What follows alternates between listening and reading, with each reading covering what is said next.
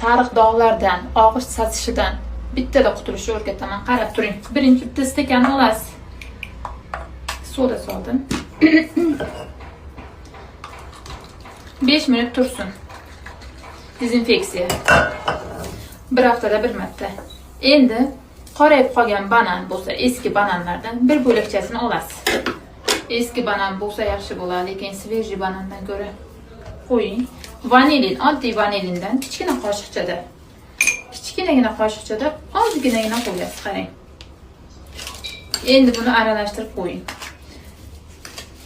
Ikkalasini yaxshilab aralashtirib, tishdagi sariqlar, og'izda sasishi, qora nuqtalar, nosdan qolgan kirlar, sigaret chekkanlar, qahva ichganlar, o'shalar uchun zo'r lekin tayyor bu.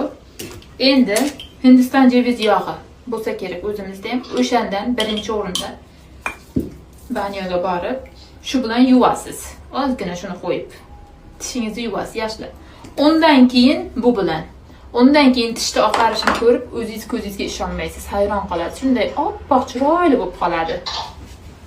Mana hozir yuvib keldim, qarang qanday o'zgarish bo'ldi.